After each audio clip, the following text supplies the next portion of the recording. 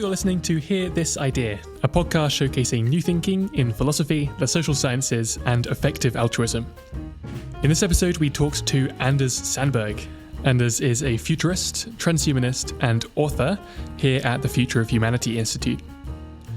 In our interview, we began by talking about the so-called Fermi Paradox, which is this eerie mismatch between the sense that the universe is so big and old and full of planets that it should be full of intelligent life, and the fact that the skies are totally dark, that we've never observed any extraterrestrial life. Then we talk about transhumanism, which, as Anders puts it, is the view that the human condition is not unchanging and that it can and should be questioned. And also that it can and should be changed using applied reason and with tools from science and technology. In particular, we hear about the case for improving human longevity and ultimately even ending aging, and about the so-called status quo bias, which is the bias towards thinking that some terrible thing is morally acceptable just because it's normal or widespread. Anders was personally involved with transhumanism very early on, so we also get to hear about what it was like being part of a movement that was taking off just around when the internet was growing up. And that led to a conversation about online communities and movement growth in general, like how and why political movements sometimes seem to spring out of almost nowhere. We also talked about micropayments, how memes evolve, how to move entire stars with aluminium foil, and why refrigerators are underrated. But honestly, I'm not sure this one is truly summarizable. You just need to know it was one of the most enjoyable and wide-ranging interviews so far for me, and that we could have gone on for twice the time. Actually, one of the defining characteristics of Anders' research is that it's so wide-ranging and kind of impossible to pin down in a podcast intro, which is why we began by asking him to summarize his background and describe his work. So, my original academic training was in computer science and mathematical modeling, which I applied to computational neuroscience, trying to make models of memory and the brain. That got me interested in the ways we could improve memory and do cognitive enhancement. And then I ended up at the Future of Humanity Institute here in Oxford, where I've been working on both the ethics and social impact of enhancing humans, how to think well about emerging technologies, very long-range futures, how to reason under uncertain, and of course global catastrophic and existential risk. And that's the official stuff I'm supposed to be doing. I have a bit of a problem keeping to just that. Awesome. And I imagine one of the things that we will be talking about a lot this episode is aliens, and in particular, the so-called Fermi Paradox. Can you briefly maybe lay out to listeners who haven't come across this term before what the Fermi question is and why some people consider it a paradox? Yeah, so bring your minds back to the 1950s, to Los Alamos, where the various geniuses from the Manhattan Project were having lunch, and they're having a conversation about a cartoon in the New Yorker about where are all the waste bins in Central Park going, and the cartoon is showing a little green men from Mars stealing them. And they start talking about, well, what's the likelihood of intelligent life out there in the universe? And generally, they are fairly optimistic about that. And being 1950s nuclear scientists, they're kind of optimistic that atomic rockets are totally going to allow us to travel to the stars. And then Enrico Fermi suddenly just asks, where is everybody? That is the Fermi question. Because if the universe is really big and old, and intelligence can emerge in a lot of places, and it can also spread or at least make a very big fuss so you can detect it from afar, shouldn't we be noticing a lot of such fuss? A lot of flying saucers or remote nuclear wars or at least ruins on other planets.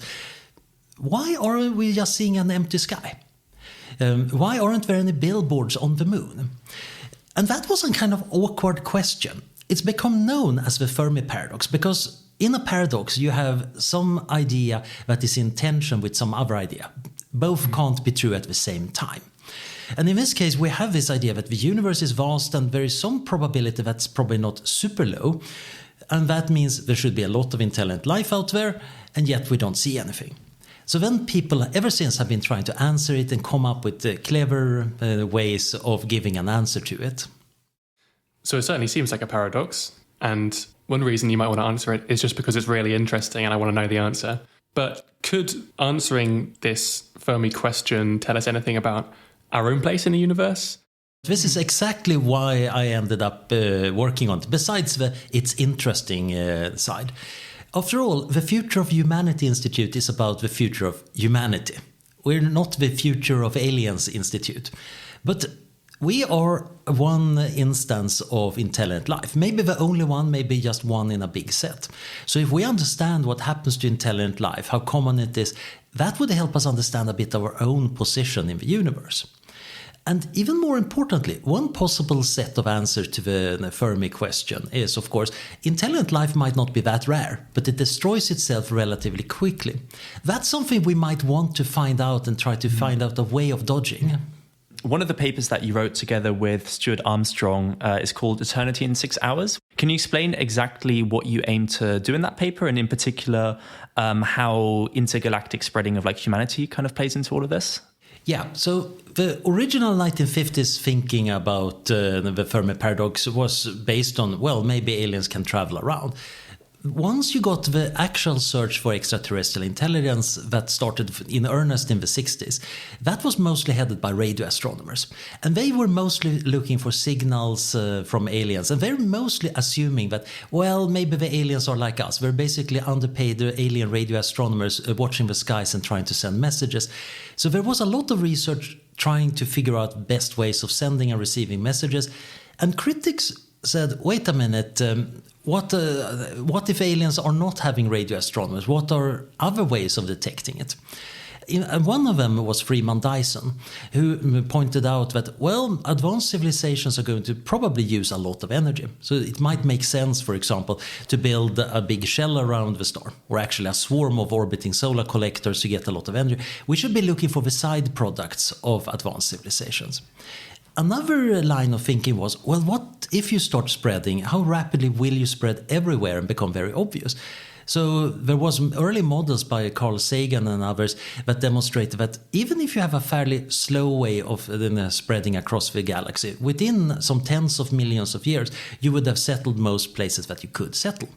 Indeed, Frank J. Tipler wrote a paper with the title was something along the lines, Aliens Don't Exist, based on this, showing that, it's a very stringent restriction. If you get the alien intelligence sometime in this galaxy and it starts spreading, everywhere is going to be filled with aliens. We would probably have noticed that. Hence, we can be fairly certain aliens don't exist. Mm-hmm. But notice the hidden assumption in all of these discussions. It's all about the Milky Way. Mm-hmm. It's all about what's going on in this galaxy. And it's kind of understandable. It's rather hard to receive radio signals from much further away.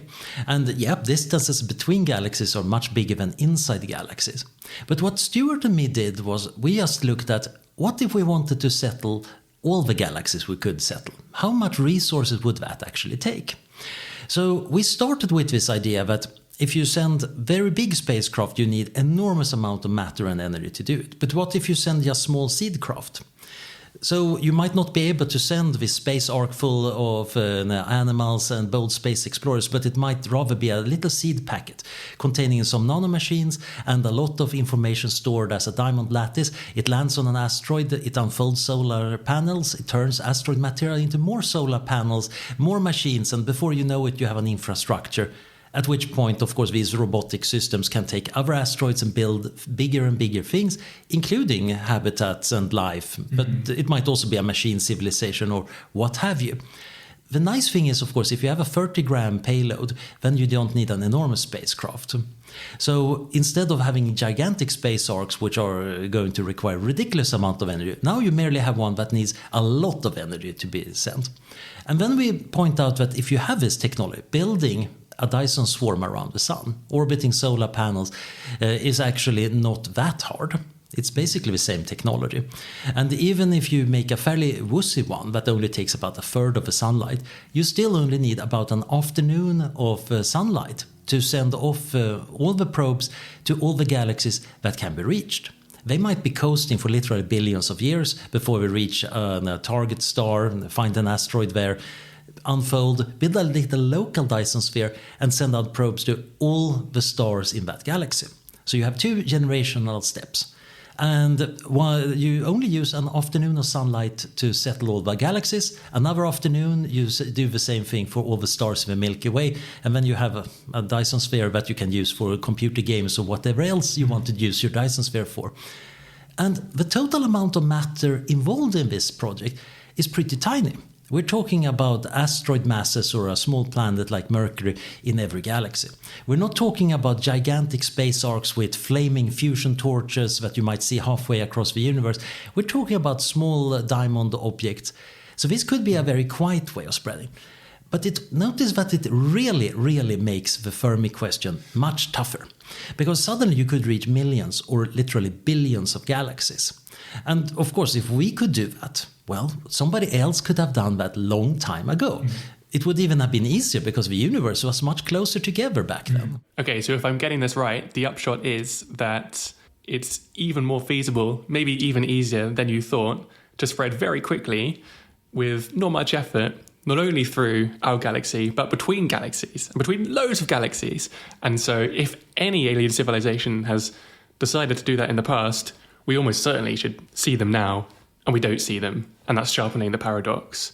You might think, well, sure, it's kind of possible if some alien civilization, roughly kind of maybe just above our level of, tech sophistication, decided to do this. But maybe every civilization just decides not to because everyone decides to stay at home for some reason. Is that a good way of kind of avoiding the feeling of paradox here? It isn't, and it's a bit like the old Groucho Marx joke about some bar. Nobody goes there because it's too crowded. You need everybody to avoid going to that crowded bar for it to actually be empty. It only takes one civilization to say, well, let's settle the universe. Maybe because we're unwise, maybe because we have peculiar ideas, maybe it's just randomness. Indeed, it might not even be that you need an entire civilization. It might be the alien counterpart of Elon Musk saying, we totally should do this. And the problem is, most explanation to the Fermi paradox of a kind, well, all civilizations decide not to do it. They're the strongest sociological claim ever. Imagine a sociologist saying, no human will ever do X. That is a really weird claim, and you're bound to have somebody just doing it just because of they want to annoy that sociology. In this case, it's all individuals in all civilizations of all types. Now, you need something stronger than that, which is kind of a weird thing to imagine, because you need something that actually binds the behavior globally. And there are, of course, other ways of trying to answer the Fermi paradox. One is, there are no aliens, we're totally mega unique. Which is in another tension with our observation that we shouldn't be too unique, unless you're kind of a creationist and think that God personally put us here and deliberately made sure that there are no aliens. That is a kind of odd assumption, because most of science is based today on the Copernican principle. We're kind of typical. We should be regarding us as a fairly typical intelligent species on a typical planet, etc. Now, things get hairy about that, which I think we will return to later. Mm-hmm. But it's a pretty good starting point. If you start by assuming that we're unique and we don't follow the normal rules, then what can we ever conclude about anything? Yeah, maybe one thing to pick up on here is that when you're describing how feasible it could be to spread very fast and very wide through the galaxy, we're not going to have biological humans or big kind of human-size heavy organisms coming along for the ride. These are going to be very compact bundles of information, and maybe once they arrive somewhere they could kind of unfurl into something that resembles physical life. When people think about spreading through space, I guess they think of something more Star Trek. You might also think, well, this kind of image of like a very compact kind of bundle of instructions, it sounds maybe a little too sci-fi or infeasible or ambitious. One way to make it sound more possible is to draw an analogy with nature, and I'm just keen to hear you explain that. Well, in general, it's worth noticing that the reason you don't need astronomical resources to spread life over astronomical scales is that life is all about information.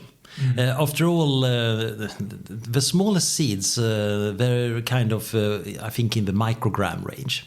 One of my favorite examples is an acorn from an oak. That's about 1 gram.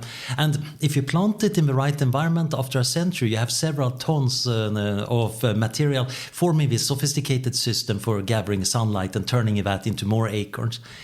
But there is something interesting here about the technological assumptions.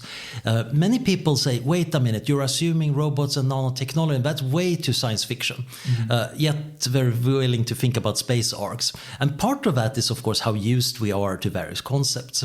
But it could be that there's some technology ceiling. Maybe it's absolutely impossible to build nanomachines.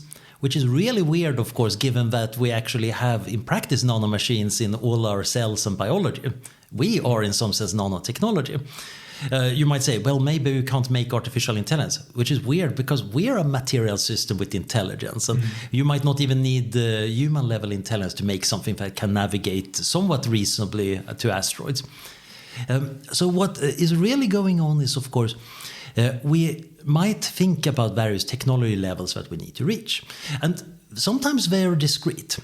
In order to get into space, you need to have a rocket that can essentially achieve an escape velocity. That's not trivial on Earth. You need a gigantic pile of very, very dangerous chemicals that you have gathered together and organized in a very careful way. Otherwise, you will just get an expensive explosion. But once you can reach about 11 kilometers per second of velocity, now it's not just that you can orbit Earth. You can go essentially anywhere in the solar system if you give yourself enough time. There is this technology threshold that suddenly opens up the solar system. We haven't quite crossed the technology threshold of thriving in space. We can put people up in a tin can and they can live on supplies we bring them from Earth. They can grow a few flowers and a bit of lettuce, but they can't actually subsist up there. In order to actually settle the solar system, we would need to do that. We would need to have a way of doing a bit of mining and manufacturing. And these are things that we haven't done yet, but they don't look like they're impossibly out of reach. There's a fair bit of tricky engineering to solve, but I think one could make a good argument that something just slightly advanced, more advanced than the International Space Station, could allow humans to live, probably to have children, and then the children move into the new space station their parents have built, and gradually you get a slow spread of these tin cans in space. That's not the grandiose way of settling space that visionaries like Gerald O'Neill envisioned with his rotating space habitat, with something like rolled up suburban California on the inside. This is going to be rather cramped and nasty, but as an existence proof, it doesn't look that impossible. There are things to solve like radiation protection, etc. But most of these things are fairly low level. The really interesting thing is, of course, there is another way of settling the galaxy without going really far, and that is homesteading the Kuiper belt or objects. So the solar system has this inner hot core that we're living in, where water can even be a liquid. And then, of course, you have outer planets with a lot of frozen stuff. And then you get the Kuiper belt objects and the Oort cloud. So these are, normally people say comets, but we're talking about icy asteroids, some of them really big. And if you could settle them, there is actually quite a lot of them and a lot of resources. Now, to do that, you probably would need fairly good nanotechnology to basically take the carbon and other stuff, very rich in carbon, and turn that into habitats and places where you can live. You also would need fusion power, very rich in deuterium. So if you can make a fusion reactor that runs on deuterium, you're set. Each of these bodies could sustain a society that is fairly biggish for hundreds of thousands of years. And of course, if you have fusion power, you can even nudge the orbit. So after those hundreds of thousands of years, you can come close to a fresh one that you move over to. Now, you can imagine a civilization emerging here. And since it might be distributed, it's unlikely that it's all going to crash at the same time because we're going to have fairly isolated groups. But just spreading. If you can thrive, and life tends to have this exponential growth, you would see them spreading slowly. And sometimes the Oort clouds of different star systems overlap with each other. which means that you might then get star hopping. And it turns out that when you do the calculation, it takes roughly 4 billion years before all the Oort clouds of all the stars in the Milky Way have been settled by this hypothetical settlement. In fact, at that point, you get into a real environmental crisis. The deuterium will have run out. So then they might have to settle those horribly hot planets at the core or build normal space habitats and do other forms of fusion. But this is an interesting example of that kind of island hopping idea Carl Sagan had. Instead of trying to travel very far, long range, like I did with Stuart Armstrong in our paper, you just go next door when next door shows up or where it's favorable conditions. And any form of life spreading like that would tend to take over in shockingly short time by astronomical timescales. We will jump back onto the Fermi Paradox soon, but I'm wondering if it might be worth just stepping back and talking a bit about kind of what you're doing here. This is kind of imagination exercise where we're talking about what could be possible, but we don't quite know yet. It gets called exploratory engineering. Do you want to say something about what it is and also what it could teach us? Yeah, so I'm very interested in the outer limits of what we can achieve using technology. And it would be great if we knew the laws of physics perfectly, because then we could, in theory at least, say that we can use them to calculate exactly what we can and cannot do. The problem is we don't. We have pretty good reasons to think that you cannot travel faster than light. So it doesn't show up in any of my work. I'm sometimes even pointing out, well, if you actually allow faster than light travel, then you have a problem that now the Fermi Paradox became infinitely worse. Because now we can get aliens from anywhere, and including anywhen, because you also get time travel. And by the way, the time travel also implies enormous computational abilities. So if you believe in faster than light transport, you should also believe in various other very strange things. And maybe they are actually true. But it seems very hard to make good predictions about it. On the other hand, we know we can do certain things because we are actually doing them. We know we can make cars and clocks because we have cars and clocks. We also understand fairly well the scaling rules of material strength. So if somebody asked, well, if I make a cuckoo clock that is 10 times bigger, how will it work? And you can calculate that. You can see what material strengths are needed, etc. So here we can use stuff that we don't necessarily fully understand, because for a long time people were building things without knowing anything about solid state physics.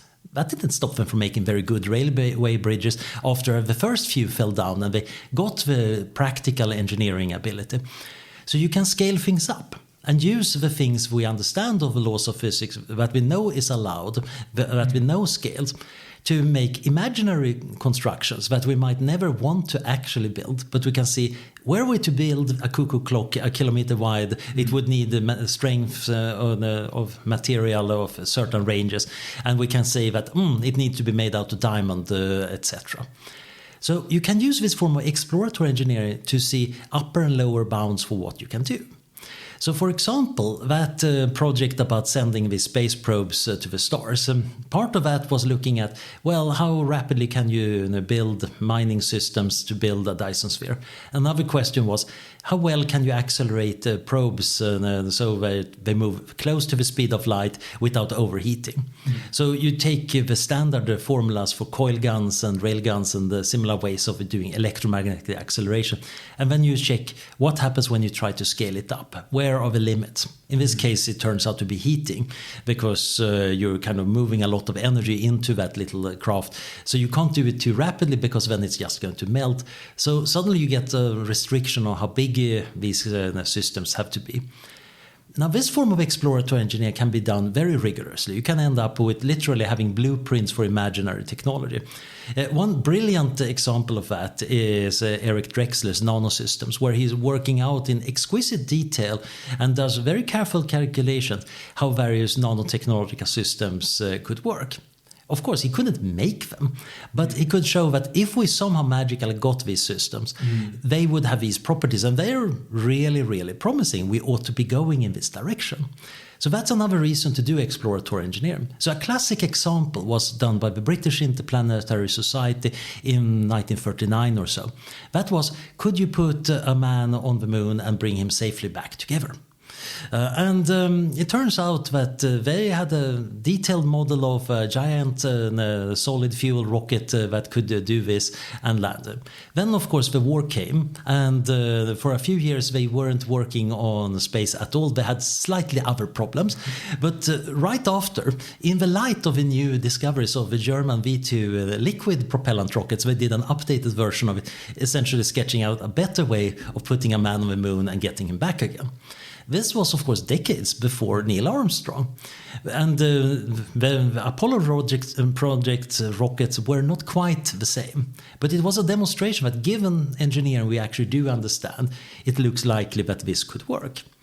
So this is a very valuable method of exploring the future. You can use current physical laws as kind of a likely upper bound, and you can use this as a lower bound. And somewhere in that shady domain between is where the actual limit might be for a super civilization that wants to go in that direction. I want to return our conversation a bit more now again to the Fermi Paradox. And insofar as you kind of mentioned that it's this kind of conflict between these two concepts, one of just kind of the likelihood of alien intelligent life emerging, and the other one being visible evidence of this thing. We've talked a lot about the former and not really about the latter. So you've described all of these different ways that we could imagine alien civilizations spreading or colonizing the universe in these different ways. You've talked about how a lot of these technologies are actually or seem actually feasible. And maybe aren't that crazy, especially given what we already see hints of today or what we see in nature. So yeah, this all really makes me wonder if we kind of have this really strong case for the first part of the Fermi Paradox. Why is it that we don't have visible evidence, and what might these explanations there be? In particular, to maybe start off this conversation, I want to talk a bit about the Drake equation. And I was wondering if you could maybe introduce that first and explain what it has to do with the Fermi question. Yeah, so the Drake equation is due to Frank Drake, and this came up at a meeting at the Green Bank Observatory, I think in the early 60s, where he and the other people who were interested in searching for extraterrestrial intelligence were talking about how do we motivate to people that what we're doing is science and reasonable. Which, to be honest, is a non-trivial thing, because a lot of people are totally willing to just reject it because that just sounds silly. And of course, one way of diffusing that is to make an equation. Of course, this equation has its critics too. And it's still something that they came up apparently over lunch or something. That is a good guide to organize our ignorance, as Jill Tarter, one of the greats of astronomy, put it. So the equation says that we take the number of new stars per year in the galaxy, and we multiply that with the number of terrestrial planets you would expect in the system. And, well, if it has planets, at this point, people were uncertain whether most stars had planets or whether it was very rare. So there is also a term about the probability of even having planets. And then you multiply that with the probability of getting life per planet. And then you multiply that with the probability that the life develops into intelligence, and multiply that with the fraction of intelligent civilizations that are in the communication window, that send signals that we can detect. And then you multiply it all with the longevity of these civilizations. How long do they exist? And now you get a rough estimate of how many civilizations should there be around in the Milky Way right now that we can communicate with or see evidence for.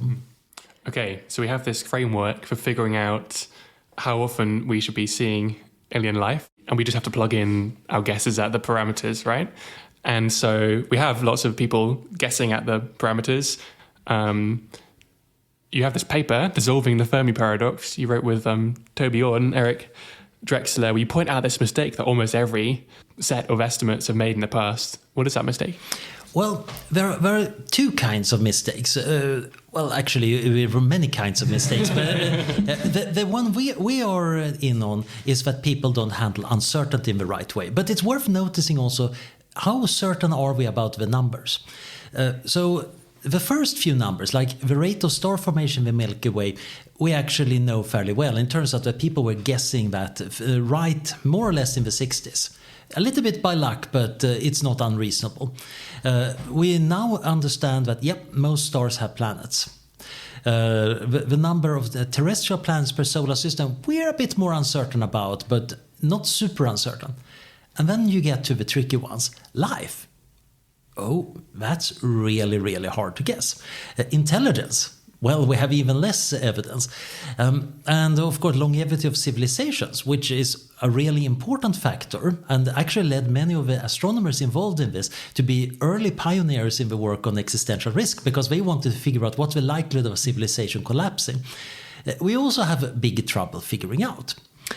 And people are making guesses. And typically what happens is that they boldly state a few guesses and then admit that some of the middle terms, yeah, I'm making this up for the sake of argument, but this is what I think is reasonable. And then they end up with a number.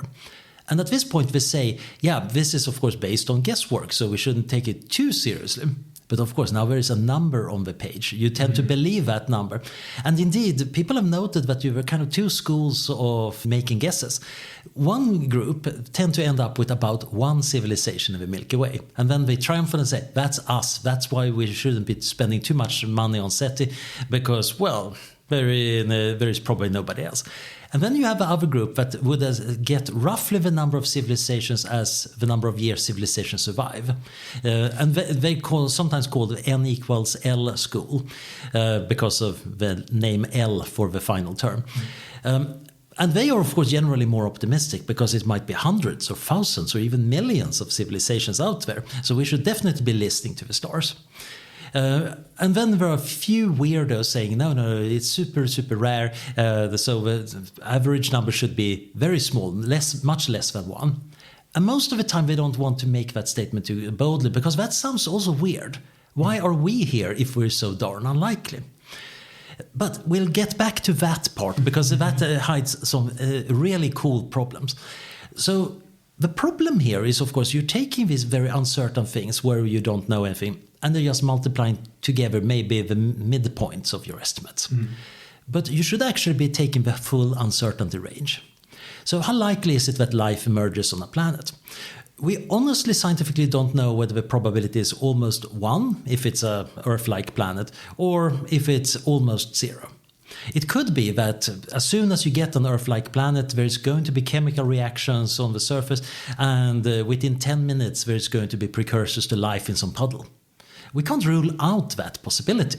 It might be that life is trying to happen on Earth or at this very moment, but it just always gets eaten by the existing life, so we never notice it. It could also be that you need this kind of combinatorial miracle. You need to have a very rare environment where you get rare molecules that then combine into these long self-replicating systems. And you need to have everything in the right place, and you need maybe 100 amino acids or nucleotides or what have you. And the chance of that happening is kind of something like 10 to minus 4,000 or something, which would mean that life is super mega rare in the universe. It's a real miracle when it happens, but if the universe is big enough, somewhere it's bound to happen. But that means that we might have a range of uncertainty for the probability of life that is maybe 4,000 orders of magnitude, which is an uncertainty range you rarely hear. There have been some people saying that the Drake equation is stupid because you have so many orders of uncertainty in what you're putting in.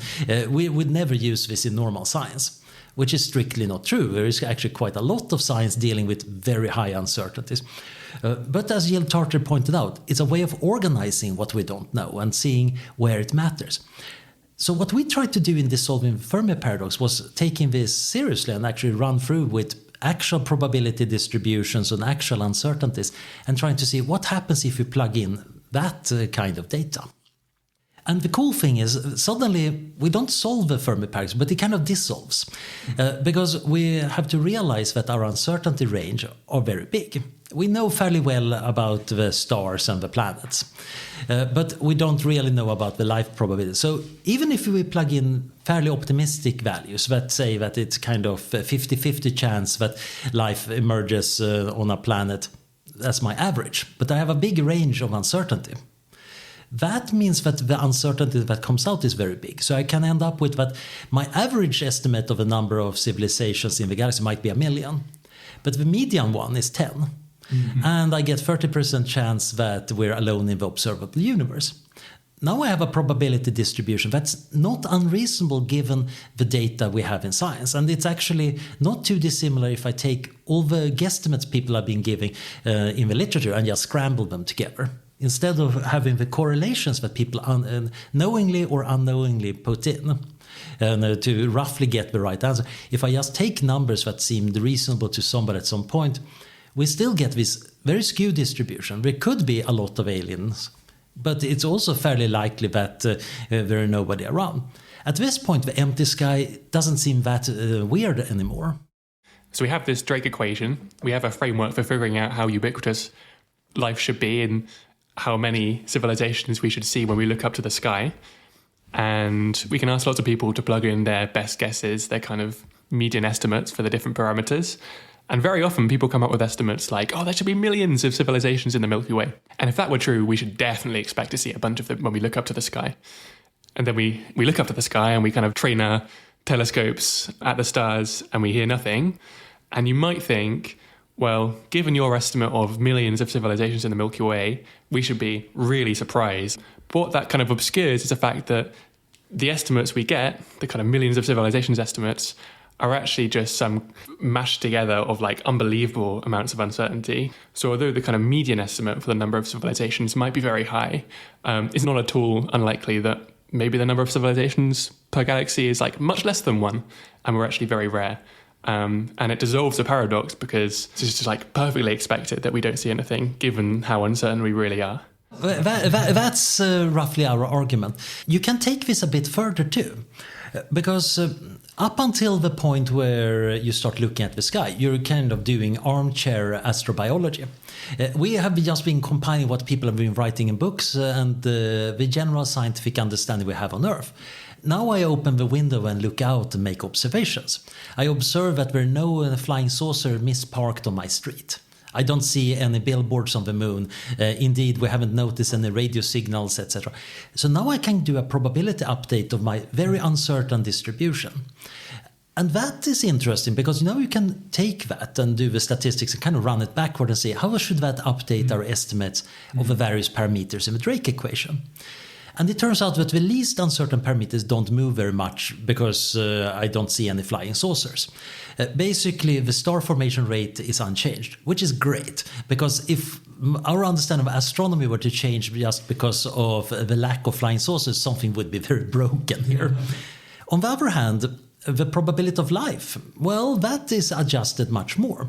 And the reason is that the Drake equation, by multiplying together these things, acts as a kind of set of springs of different stiffness that you have strung together. So when you pull or push on it, it's the floppiest strings that move the most. So star formation rate is kind of a very stiff spring. We roughly know its value. It takes a lot of evidence to make us update that. While probability of life, we have so many orders of magnitude uncertain, so it's going to move a fair bit. And this leads to one interesting effect. An empty sky indicates that maybe life is less common, so I might move that 1 or 2 orders of magnitude downwards. It still doesn't change things much. On the other hand, the spring or the term in the equation corresponding to life's average lifespan of civilizations, that doesn't move quite as much. It's still pretty uncertain. We got about 7 orders of magnitude of uncertainty. But it doesn't move as much as the life one. So this in some sense means that the empty sky is not that scary for our own future prospects. So as Eric put it, the stars are not foretelling our doom. And that is good news because at the start of the conversation, one of the questions was, what could thinking about the Fermi Paradox tell us about our own position? And we have reason to be hopeful, I guess, that the fact that we see nothing when we look up to the stars doesn't imply that we're kind of very soon going to run into some horrible catastrophe. Yeah, so Robin Hanson formulated this as the great filter question. He had a simplified version of it. So you have a probability of life emerging, probability of intelligence emerging, and probability that intelligence goes off and does something visible. And we know that at least one of the terms in this equation must be super small, otherwise the sky would be full of observable stuff. Now, if it's one of the 2 first terms, then we have an early great filter. And that's kind of good news for us because the probability that we will go on and do grandiose things is decent. Past performance is no indication of future performance, but still, it looks good. If it's a late great filter term, we're pretty doomed. So it's valuable to know what part of a Drake equation looks like it might be the answer. Now, we still have this big problem. We still don't know. So we actually should make actual experiments and observations. We need to try to investigate, are there life on other planets in the solar system? It's one thing if you find life on Mars or maybe in the oceans of Europa and you notice, it seems to be similar to us. It might have spread by panspermia, asteroid impacts hitting Earth, spraying spores across the solar system. Or maybe it started on Mars and died out there, but Earth has been thriving. In that case, it doesn't tell us very much. But suppose you find that it was independently evolved. Then we suddenly know that probability of life per planet is fairly high and we're fairly certain about it. Suddenly, we have a reason to be worried, either intelligence is rare or we're in trouble. So doing this kind of experiments with space probes and exoplanet studies of their atmosphere is really valuable because this allows us to figure out our chances better. One thing I wanted to ask, and may get cut, but I think it might be useful for listeners if you explain a bit more of the intuition behind why multiplying uncertainties just leads the Drake equation to go down. Yeah. Generally, there is an old paradox in probability theory where you ask somebody, this was posed, I think, in the 50s. So you ask, what do you think about the chance of life on Mars? And people say, I have no clue. So I would probably have to give it 50-50. And then you can say, well, what's the probability of there being a breathable atmosphere on Mars? Remember, this is the 50s, so you could even imagine that there was one. Somebody would say, well, I don't know, 50-50. What's the chance of there being plants on Mars? I don't know, 50-50. So then you string them along and have a long set of 50-50 chances. And then, well, what's the probability of intelligent life, which wouldn't require an atmosphere and plant life, etc. And then you multiply it together and get a very low number. And that's kind of weird because when you first ask them about their position, what about intelligent life on Mars, they would be giving 50-50. Yeah. The reason is, of course, they're not doing a really proper estimation of probabilities here. What you actually want to do is do conditional probability. You want to actually be very careful about your uncertainty distribution. And not just giving the midpoint of that interval, because if you multiply together those midpoints, you get one result. But if you have a distribution, typically that means something can be both high and low. And you get some cases where you multiply together all the low possibilities and some for all the high possibilities. So you get a spread out of uncertainty. And I think this is an important thing to be aware of as a rational person, that, I should become more uncertain about some things when I combine the uncertainty, not less. The way to reduce your uncertainty is going out and making observations of the world. Sitting in your armchair and reasoning shouldn't make you more certain about most things.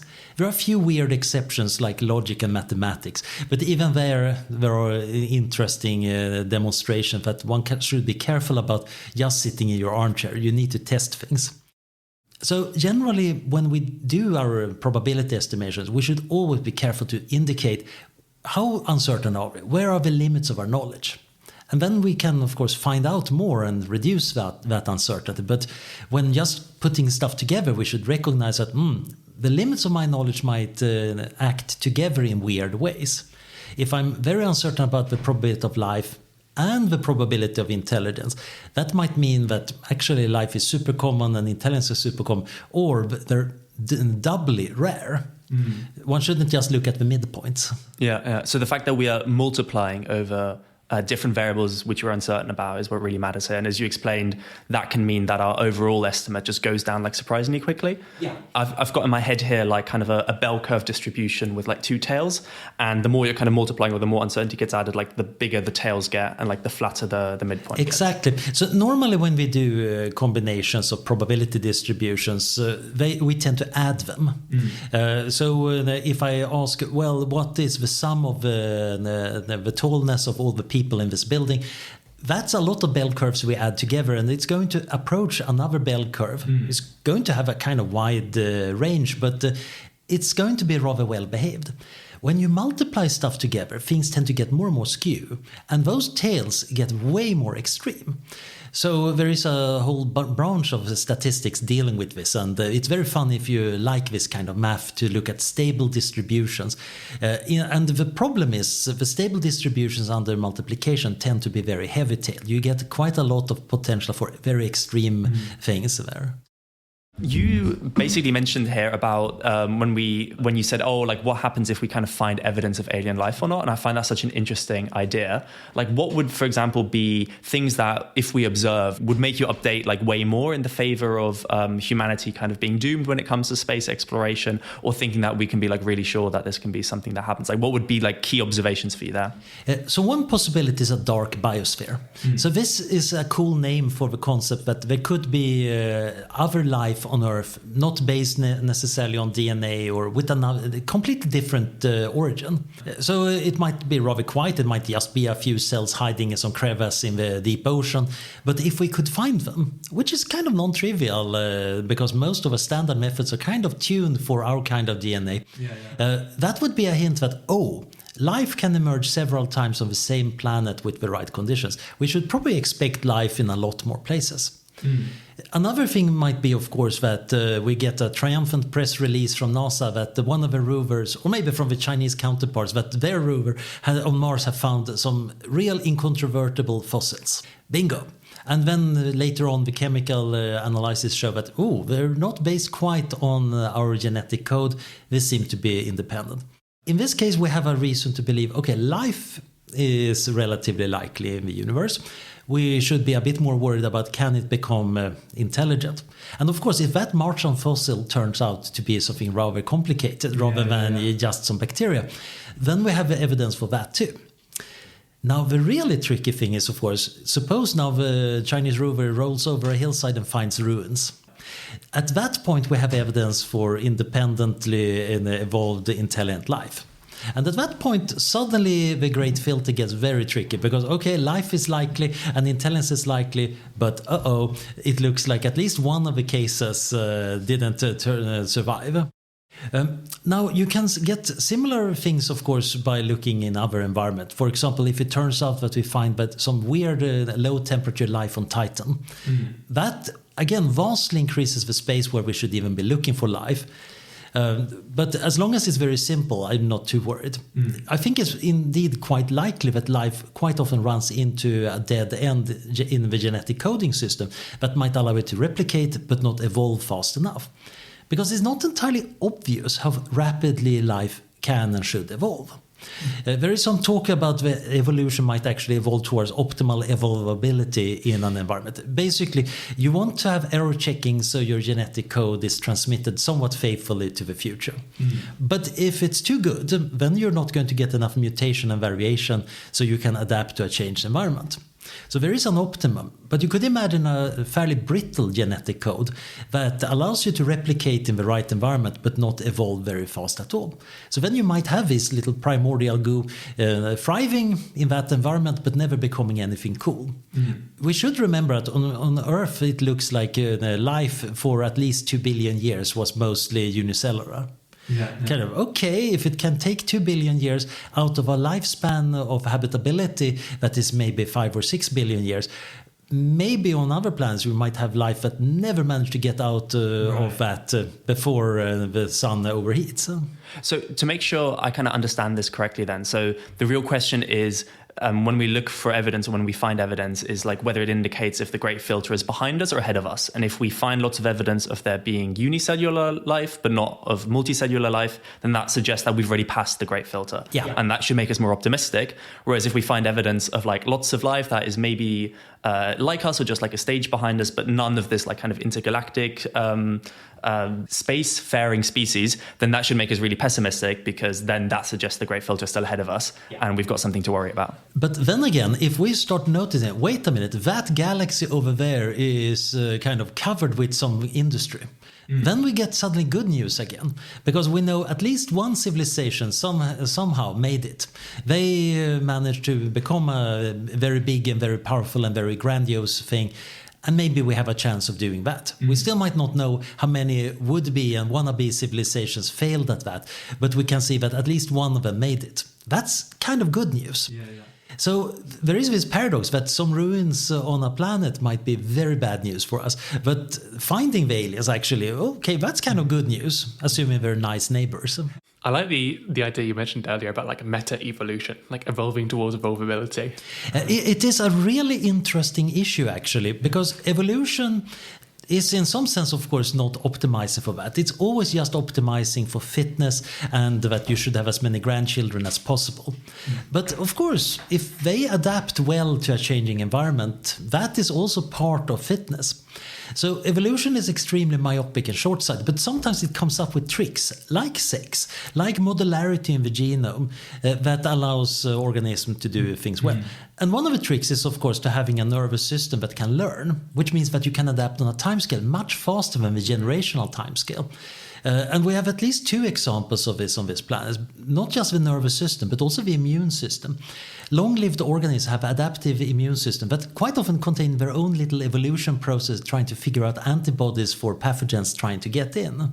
So this evolution of evolvability might be one of those trends that speed things up, and might indeed be why, well, now we're intelligent enough to come up with ways of having ideas and letting our ideas die in our stead, so we can do things much faster. We have an evolution of ideas. We record the ideas, so we can even do a kind of Lamarckian evolution of deliberate modification of ideas, putting them into machines. And this speeds things up enormously and is probably leaving normal biological evolution in the dust, because we're already getting ready to modify ourselves with CRISPR, and our AI systems could perhaps continue that even if we flub our own biological chances. So it might be that evolution triggers a process that's very non-biological and very, very different. That's a good answer. I was thinking about the way kind of the rate of mutation could change, the way DNA works could change over time.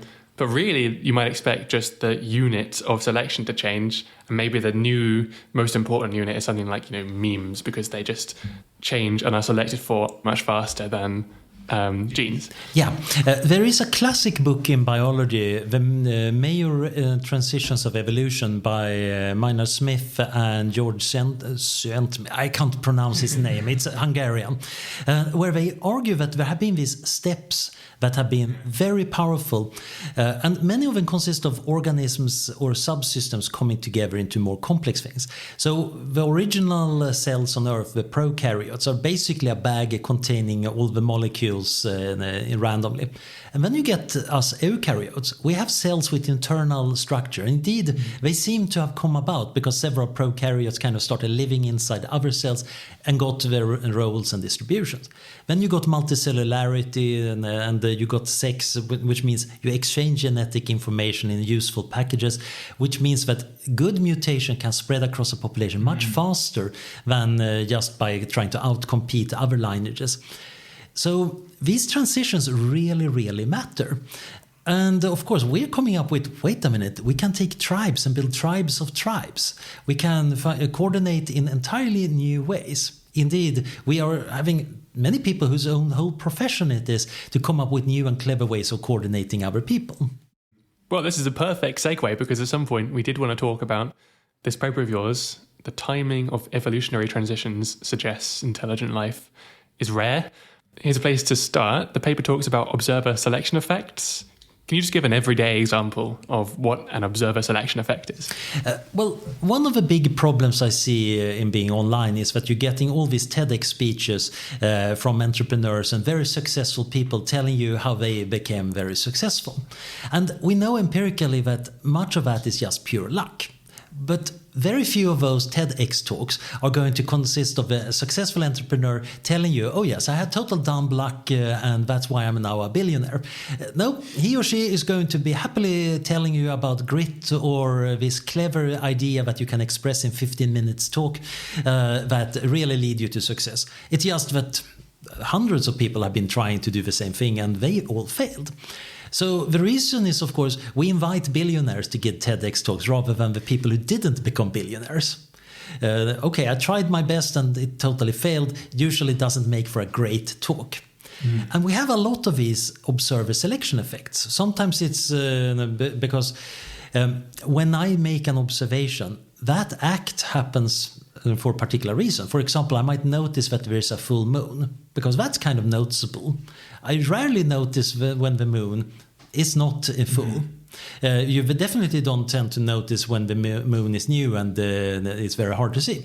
The result is that a lot of people associate the full moon with various other things.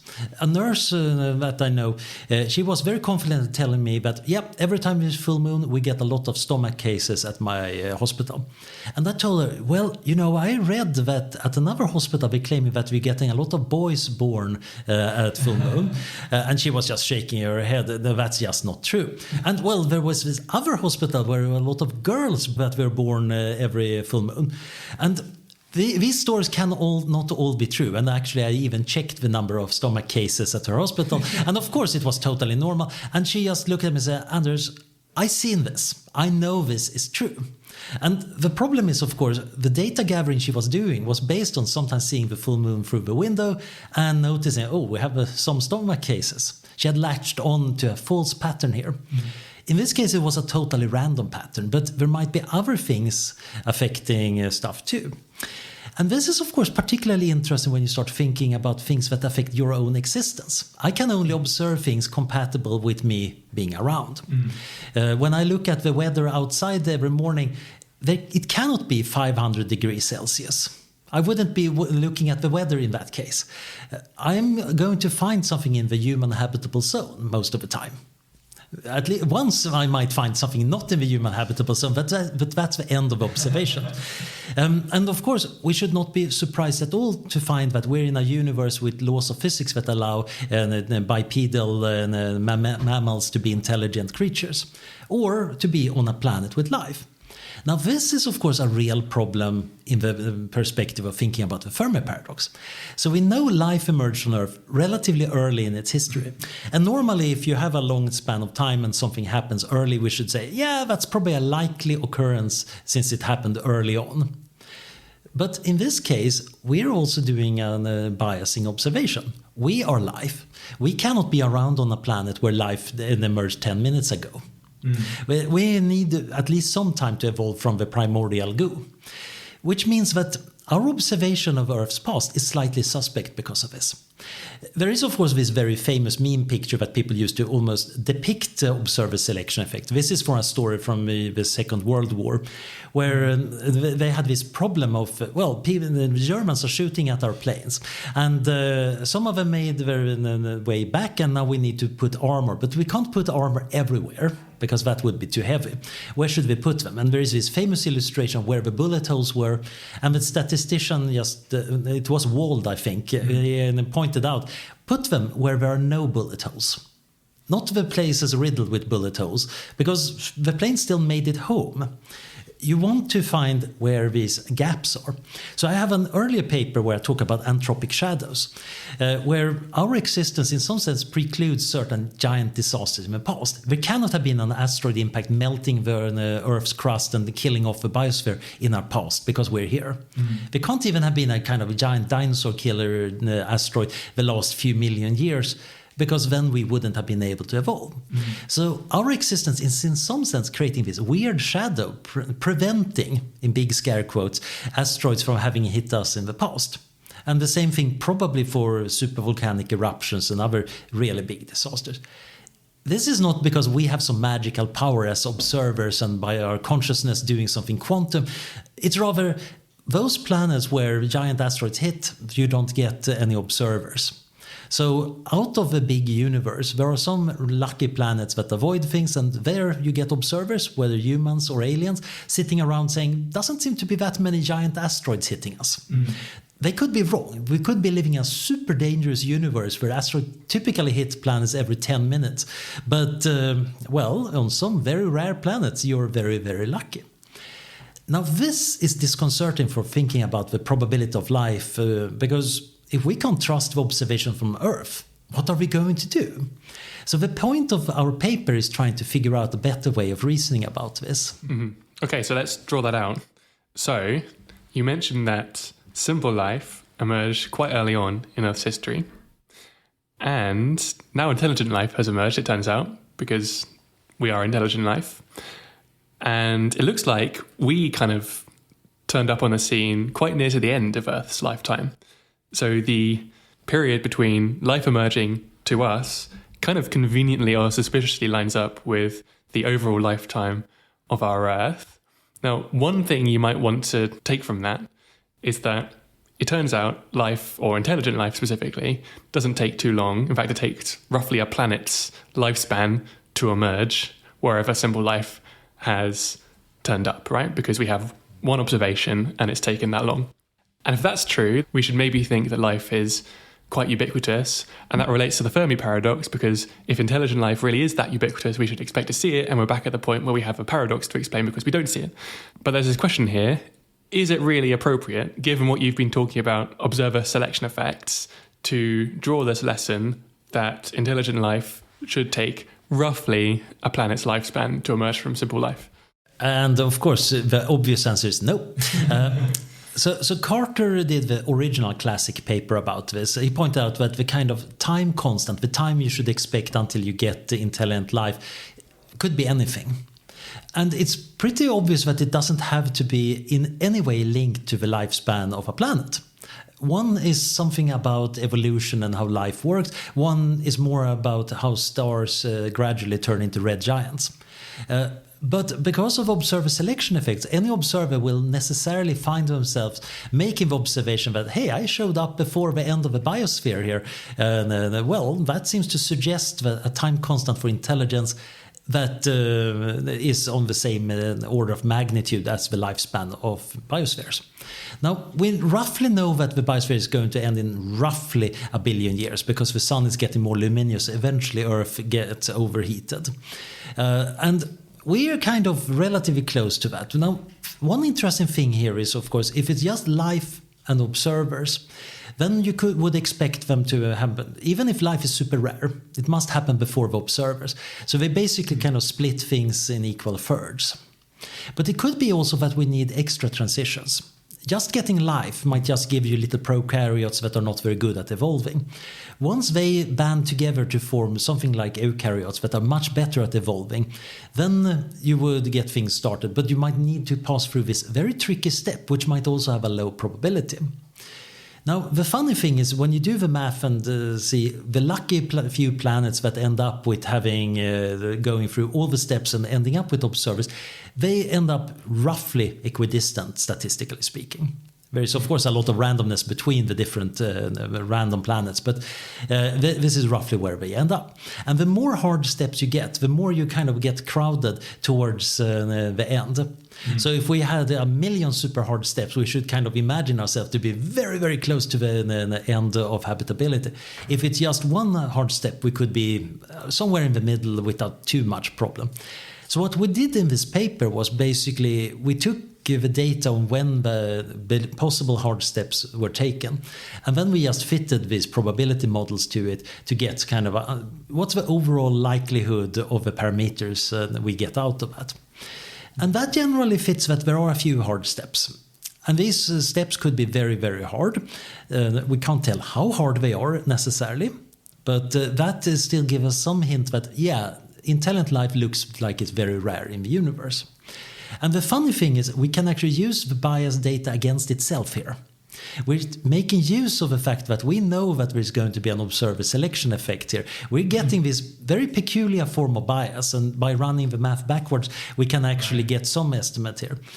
It's of course still going to be rather uncertain because we're still basing it on a single data point. Even some fossils from Mars is kind of going to be way better than anything we can ever do in our paper. But this is making the most out of the evidence we have here. Mm-hmm. So if it turns out that there are lots of really hard steps to go from simple life to generally intelligent life, and this is just true everywhere, then, well, first of all, intelligent life is going to be much rarer than you might otherwise think. But also, where it does emerge, you should expect, kind of on average, that it emerges fairly late, normally kind of as late as possible. And we have this observation, which is that we have emerged really surprisingly late on Earth because there's only about 1 billion years until the sun kind of swallows us. And so that kind of counts as evidence that maybe life is much rarer than we thought and that there are lots of very hard steps in the kind of evolution from simple to intelligent life. That's the right lesson, and the wrong lesson is to think that life is easy because we emerged quite quickly, something like that. Exactly. Just one thing to maybe add there as well is that it could just be that life just takes much longer to kind of emerge than like planets have lifespans for? So could just be, right, that just life always gets wiped out before it is able to make that like jump to intelligence. Yeah, almost always. So what happens is that you have a few lucky planets that get life, and most of them, of course, don't develop intelligence anyway. So there is no observer seeing them. And a few rare ones end up with having intelligence emerge just before the end. And they're super rare.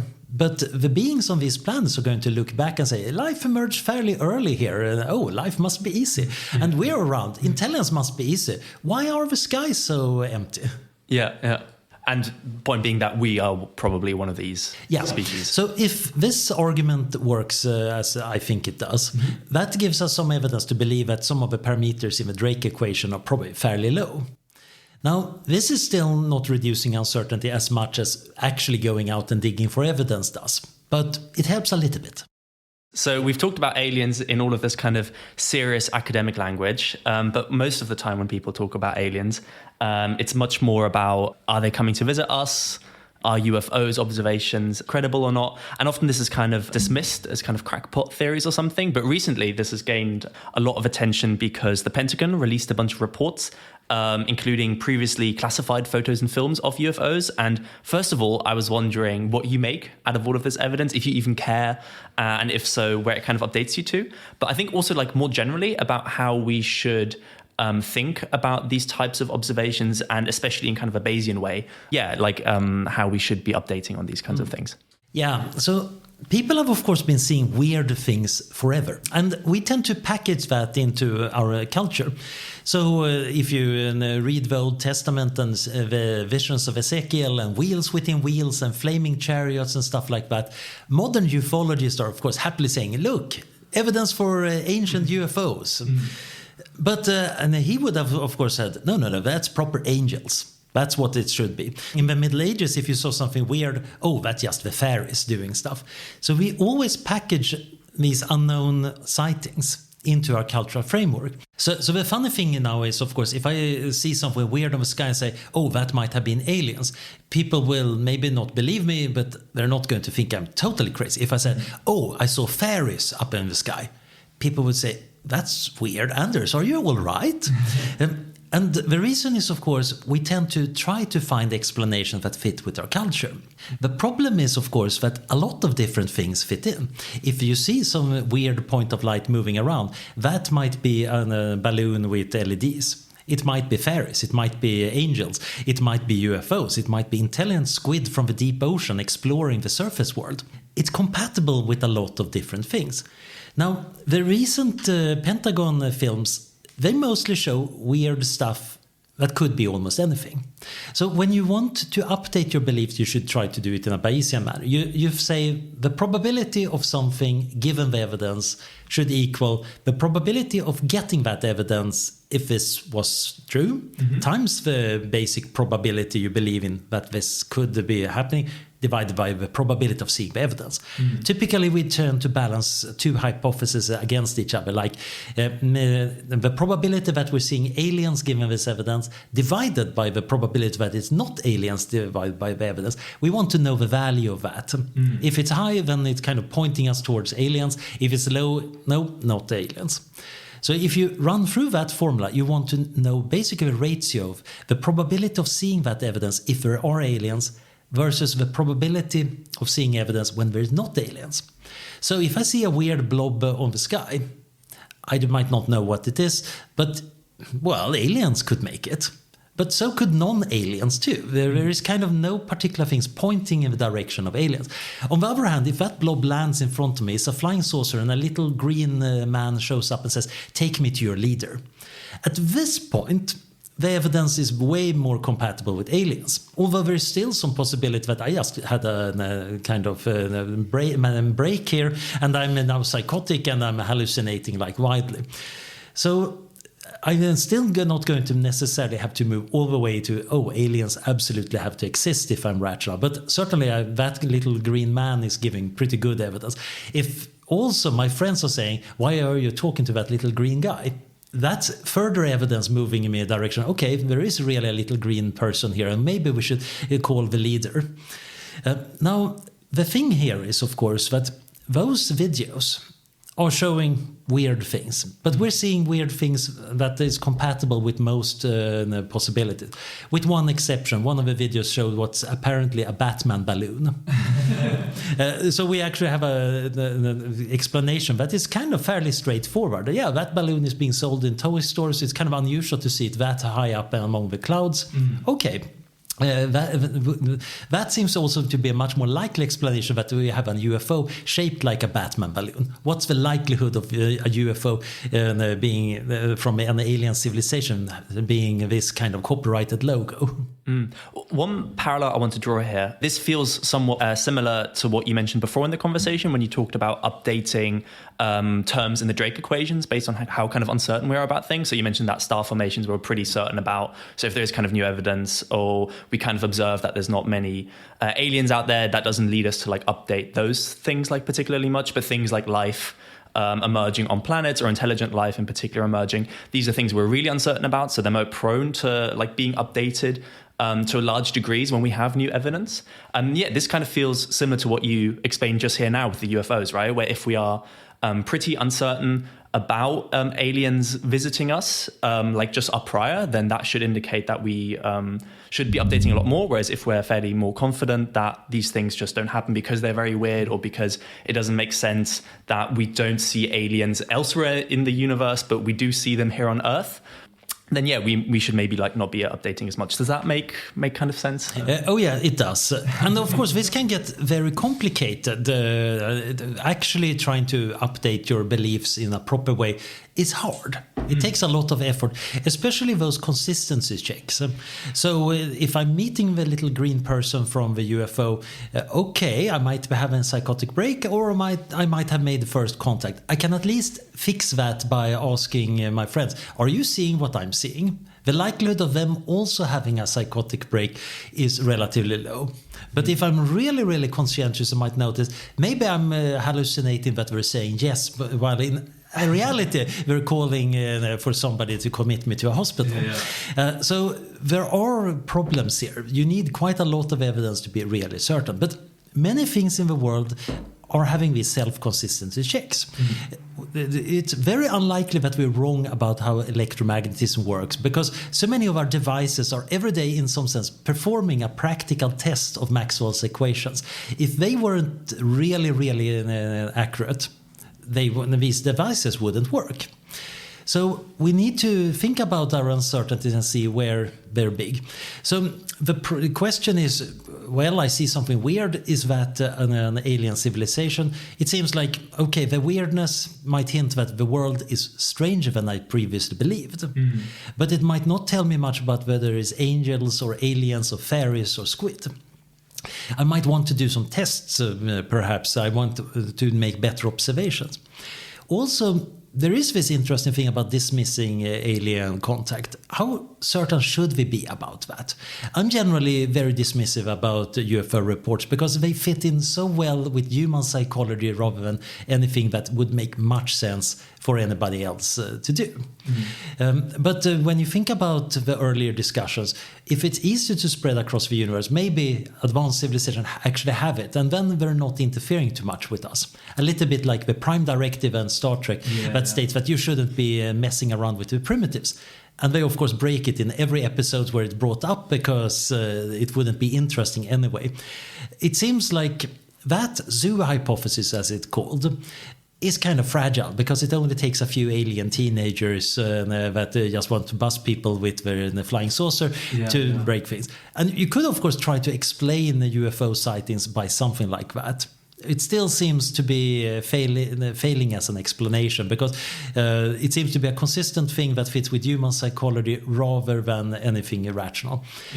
But still, you shouldn't totally dismiss the possibility that maybe there is a super civilization out there. It's just that it's relatively quiet for various reasons. I have one paper where I'm hypothesizing that maybe advanced civilizations actually want to estimate the current era. It's too hot to actually do proper computation. Once you've done the normal material stuff as a super civilization does, you realize that the future is actually in culture and computation and playing the alien version of World of Warcraft, and you actually just want computing power. You could build your computers now, but the universe is 3 degrees above absolute zero. It's too hot. If you wait 1 trillion years, it's going to be at a much lower temperature and get much more computation out of the same resource. So right now, the super civilization is sleeping in and only left some robots to kind of watch over things, including checking for other civilization evolving so they don't mess things up. But we could be dispersing the energy that was intended to play World of Warcraft in the far future. Now, I find this a very fun possibility because I think being a computer nerd, but getting a lot of computation is great. I also don't think it's a great explanation for the Fermi Paradox because we don't see much processes preventing enormous losses of matter and energy that would be useful in the far future. So I don't think the evidence points towards this. But it does explain that, well, maybe you have robots kind of watching over young civilizations and not doing very much until the point when they start planning to pave over the universe or do something really stupid, at which point they might step in. Harshly or softly, the theory doesn't say.